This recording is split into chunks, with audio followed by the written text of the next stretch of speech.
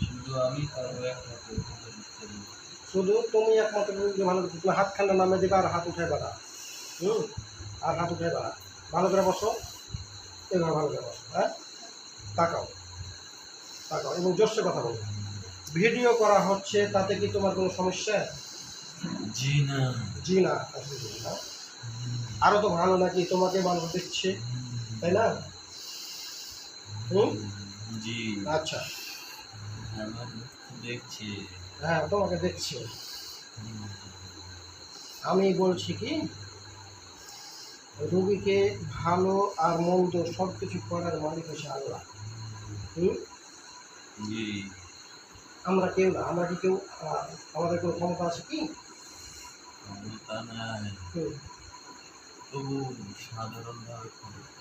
এখন আমি যেটা বলছি, তোমার কাছে রুগী ভালো করে চাইছে না তার ফ্যামিলি, তোমার প্রয়োজন নাই তার ফ্যামিলি। যদি তার ফ্যামিলির প্রয়োজন থাকে তাহলে আমার কোনো কথা নাই। আমি তোমার সাথে কোনো কথা বলবো না, ঠিক আছে? আর যদি তার ফ্যামিলি বলে যে কেন না, প্রয়োজন নাই, আমার রুগীকে আমরা ডাক্তারের কাছে দেখাবো, আমরা মানুষের কাছে দেখাবো, আমরা কোনো জিনের কাছে দেখাবো না, হ্যাঁ, তাহলে কিন্তু তোমার চলে যেতে হবে। ও ওই প্রমাণ হবে না, করে না, প্রমাণ করে না। হ্যাঁ, কী বলছো? দেখিয়ে দিকে দাও আমাকে, বলো। আমি থাকতে চাই রুগীর কাছে। তুমি থাকতে চাও রুগীর কাছে? ভালো থাকবে, না হলে সাধারণ হোক ভালো থাকতে পারবো। মন ঠিক থাকবে না, অস্থির হয়ে থাকবে। সময়টার সঙ্গে তো ভালো থাকবে, আমার অসময় খারাপ হবে। আমি বলছি শোনো, আমাকে ধ্বংস করতে পারবে আমি জানি, কিন্তু কে ধ্বংস করতে পারবে? পারবে একমাত্র আল্লাহ।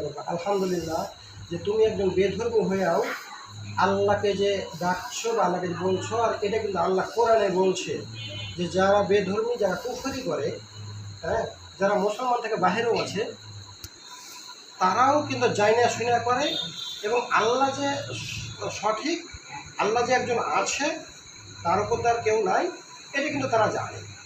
জাইনা শুনেও বেপথে কাজ করে, কুফরি করে। তো এই কথাগুলো কিন্তু আল্লাহ কোরআনে বলছে। আচ্ছা দেখে, একমাত্র আল্লাহ তোমাকে ধ্বংস করতে পারবে, শুনে খুশি হয়েছি, আর কেউ পারবে না, কাহারই কোনো ক্ষমতা। এটা দেখ, তুমি যাতে